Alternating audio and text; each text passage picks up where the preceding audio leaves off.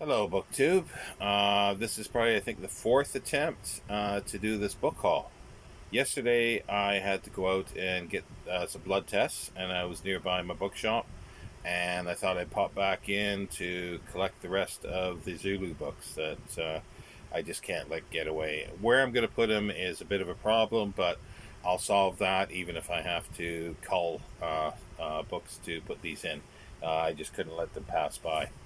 Now, I just have been having trouble with the videos. I tried to upload last night and it just didn't do it all night. And then I find out the video won't play. Did it again.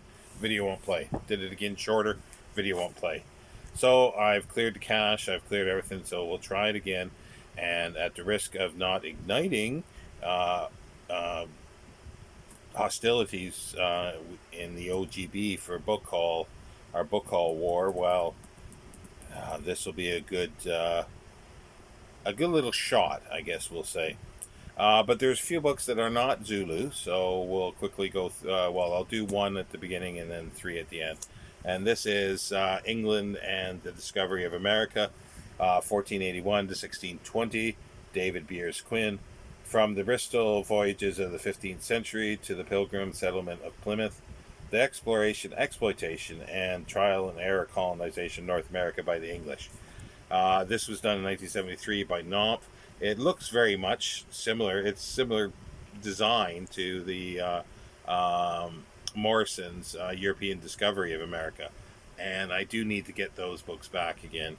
I used to have at least the first volume, and I don't think I ever finished reading it, but I remember reading a good chunk of it and really enjoying it. So I do need to get those again. So this will sort of be the primer for it. Now let's get to Zulus. This is Green Hill Books. So it's a nice series that they've done of reprints of older material that you just can't get unless you pay an arm and a leg for. This is Setsueo's Dutchman by Cornelius Vin, young Dutchman in the Zulu camp during the war, 1879. Um, you can sort of see by the type it's sort of a facsimile, but it's still fine. It's translated and edited by the Right Reverend Colenso, Bishop of Natal, who sided with the Zulu and thought the British were a little, very harsh, and the atrocities that were committed, and was very outspoken about it. This was published, this edition in 1988, originally published in 1880. And here's another one, very similar. It's a bit faded on the spine, but it's Eyewitness in Zululand, Ian Bennett. And this again is short reminiscences by Colonel W.A. Dunn. We'll see another book with some of his reminiscences in as well. This was originally published in, by the looks of it, 1880s.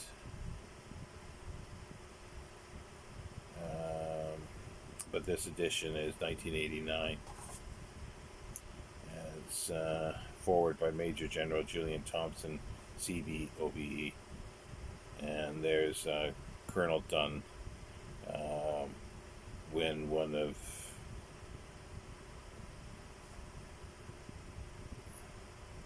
Yeah, he's. It's just a weird sentence there, sorry. But there's a drawing of him. He was at Rorke's Drift. And here's another very similar but a different publisher. Again, another series that I would like to get. Zanglu Zulu War series, the story of the Zulu campaign. It's Major Ash and Captain E.V. Wyatt Edgell, introduced by John LeBand. John LeBand is a historian. He teaches at Wilfrid Laurier University, where I went to university in Canada, and I had a bookshop that was nearby there, and he would come in a few times while I had the bookshop. This is signed by him. It's NNS Press, Cape Town, originally published in 1880. This is 1989, and as I say, they don't say. They don't give a list of them. There's a nice fold-out map in the back here.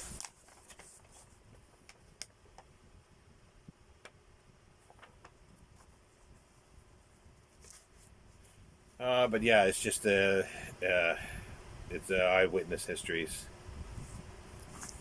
So it's another, as I say, another series of things, because a lot of these are very general, and I'm fine with general. A lot of them are general histories of the Zulu War. I've read several, and I'm up for reading a lot more, because it's only in the last like 20 years that there's been a real glut, or push in a lot of publication.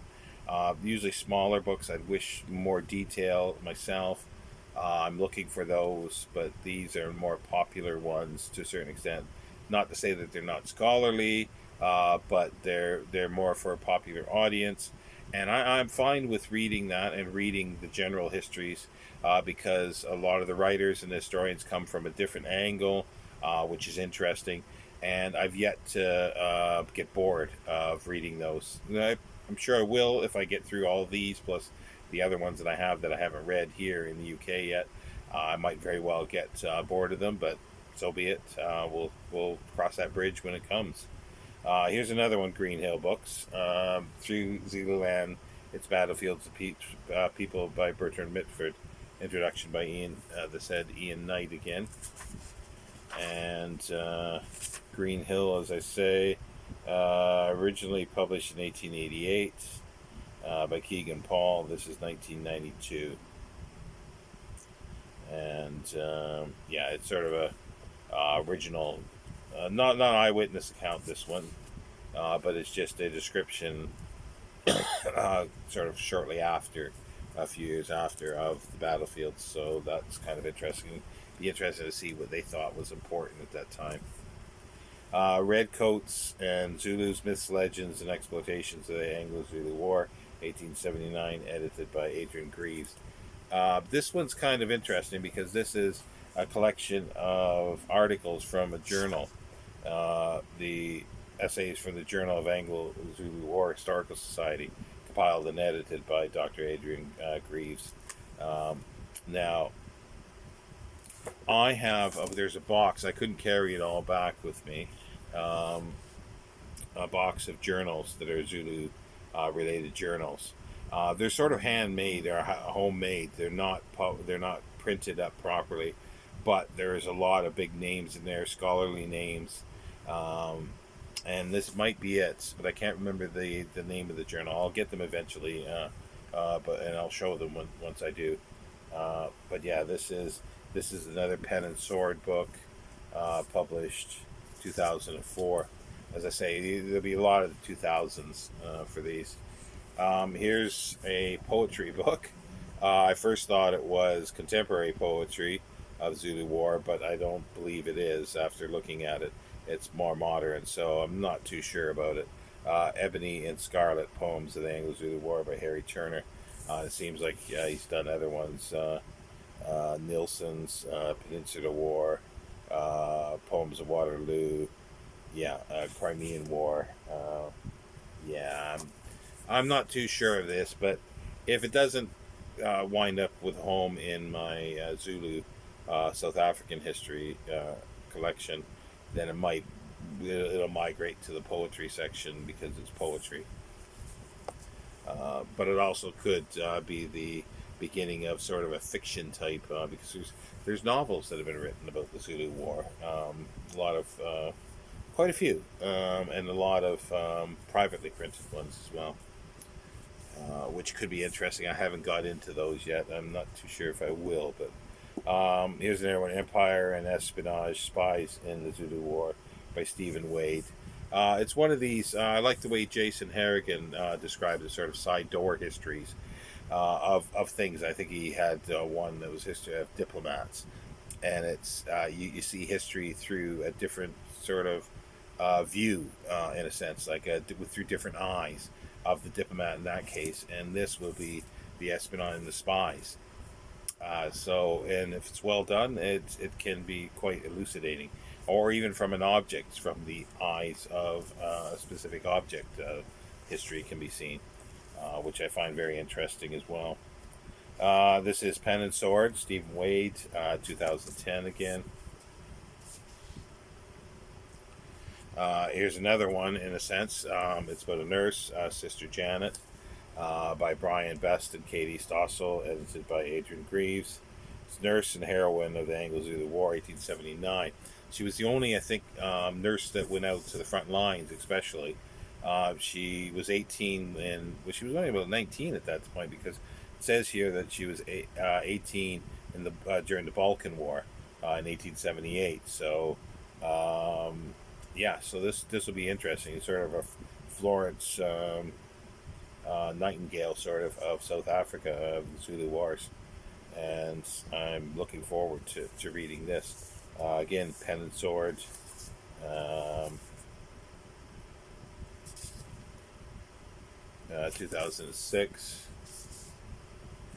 Um, Here's another one. I was mentioning the general one, Zulu, Queen Victoria's Most Famous Little War, W.B. Bartlett. He's not a professional historian, I don't think an academic. It just says lifelong interest in history, is publishing books on historical subjects for over 10 years. His other works include God Wills It, An Ungodly War, Assassins, The Taming of the Dragon, Legends of Blood, The Road to Armageddon, The Last Crusade, and Islam's War Against Crusaders. He lives in Bournemouth. I am not familiar with them other than the name. I have not read anything, so I don't know. It looks okay because it's heavily footnote. Well, it's quite a lot of notes. There's like 20 pages of notes for less than 200 pages, so that's not too bad.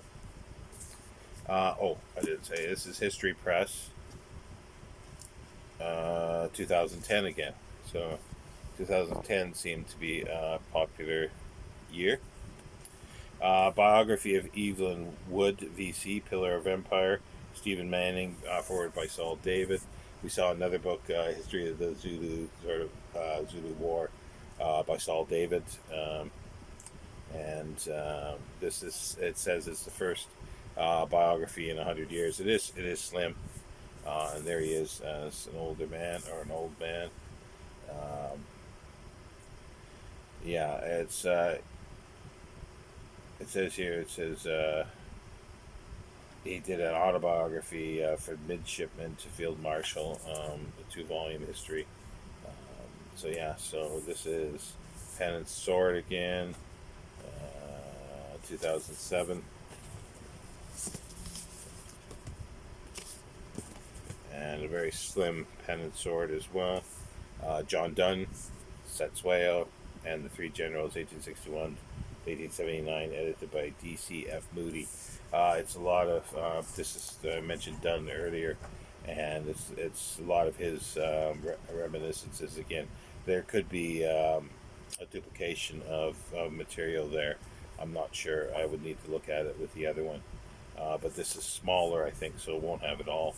As I say, Pen and Sword, 2014. Great Zulu Battles, 1838 to 1906, by Ian Knight. I do like Ian Knight.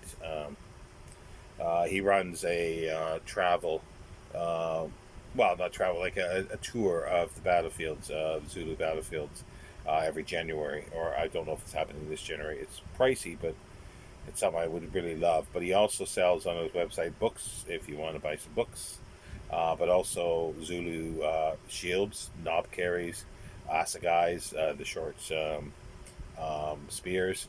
I'd love to have a full-sized, real 19th century, or as close as possible, shield, assegai, and a knob carry. They are a bit pricey for really, really high-end ones, but I might start out with the cheapest, would be a knob carry. This is Arms and Armor, and it's Arms and Armor, 1998, and it just goes through a lot of battles. Pre 1879, Assundawana and Rorke's Drift. It does have Assundawana, but it's got later ones up to 1906, the Battle of Mount George, Tisheni, 1884, Onini, 1883, Kambula, 1879, again, the Zulu, and Holbein, 79, Nyazane, 1879, Nodadesaku, I'm not sure the pronunciation. That's 1856, so we're getting earlier. The Battle of Blood River, 1838 earlier, and the Battle of Thekea in 1838. So these are nice little potted, small descriptions of those battles, which is quite interesting. Um, Now here's a this is sort of a nice find because it is rare in a sense. So there's only 1,000 copies printed, and it's hard to find on the internet, and it is very pricey. This is one of 850 in cloth. They did 25 in full leather, numbered A to Y, um, lettered A to Y, I guess you would say. And then there was 125 in half leather, uh, numbered 1 to 125 in these. This is not numbered, I don't think. The 850 is just limited to it. It's by the Brenthurst Press from South Africa. This was published in 1979, and it is. It's the experiences. Like again, it's one of these the first-hand experiences, but it's experiences of Arthur Harness, John Jervis, Fourth Viscount St. Vincent, and Sir Henry Buller. This is put together by Sonia Clark. I've seen her name on a number of publications before and articles. So I'm very, very pleased to get that. It was pricier than the others, but I got a very, very good deal for that. Hold that off for a while. How are we doing for time? 16 minutes. Dead Was Everything, Studies in Anglo-Zulu War. Keith Smith. It's a bunch of essays by Keith Smith on topics, so that's quite interesting. It's Frontline Books, 2014, and yeah, and it's well footnoted, so it looks pretty good. I'm not. He's a retired computer consultant and long-standing interest in South African military history. There's a master's degree and a thesis on aspects of the Zulu War. He's published 2 books on the Cape Frontier Wars. Harry Smith's Last Throw, I've got that, and the Wedding Feast War, I've got that as well. So I've got, it looks like all of his books. Well, I didn't sort of plan that, but that's kind of interesting. But yeah, so that looks pretty good. It's illustrated as well. It's specific topics that I can jump into while reading anything else, so that's fabulous. Not too bowled over by the cover art of that. There's better ones, but it's Guinea and Knight, Great Zulu Commander, so that's kind of cool. Little potted biographies of the commanders. This is Arms and Armor to 1999, so this is one of the little older ones there. This one's nice, other than the fact that it's print on demand, but oh well. It's narrative field operations connected with Zulu War of 1879 official history. So it literally is a reprint of reports. It's published by Naval and Military Press Limited, published in association with Firepower, the Royal Artillery Museum, Woolwich. And this was published.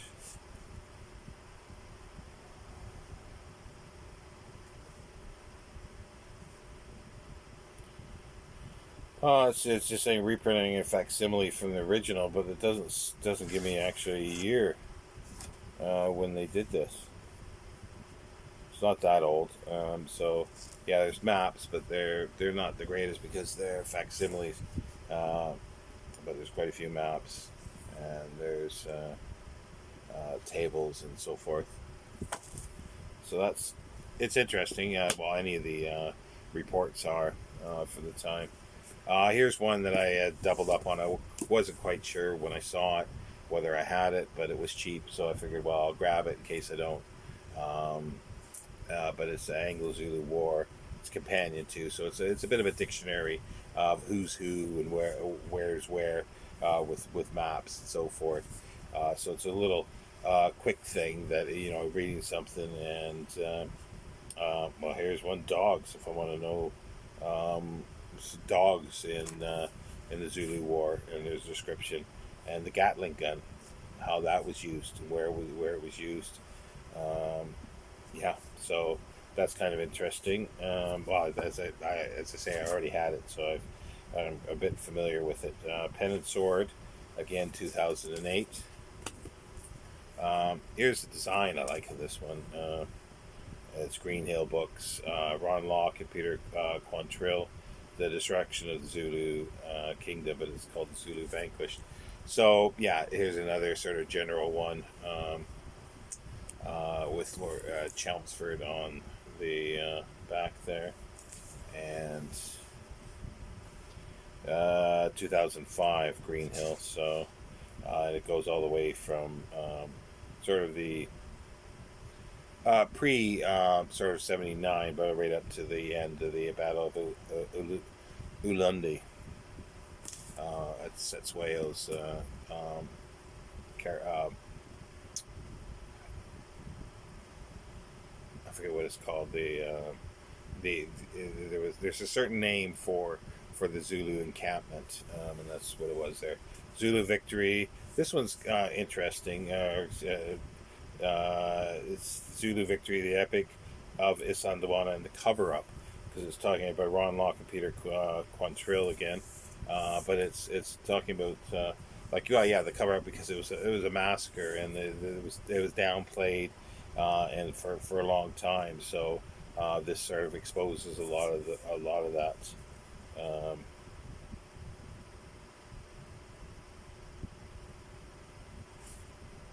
Weird, I didn't realize somebody had written in the back here.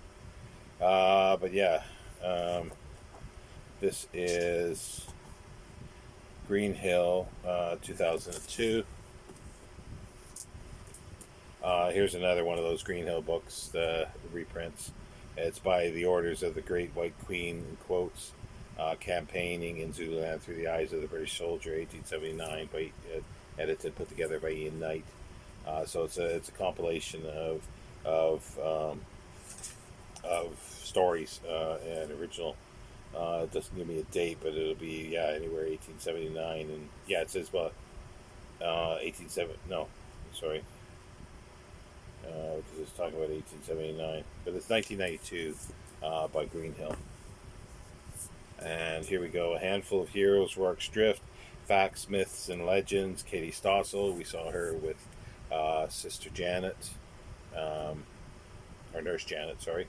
Um, but again, this is a general of Rorke's Drift. But again, it's interesting to see what she'll pull out for the myths, the legends, and the facts, or that she feels is interesting, or pertinent for her thesis.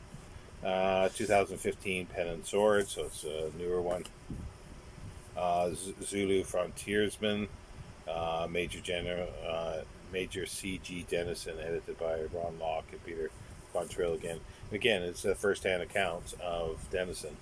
Um, it's by Frontline Books,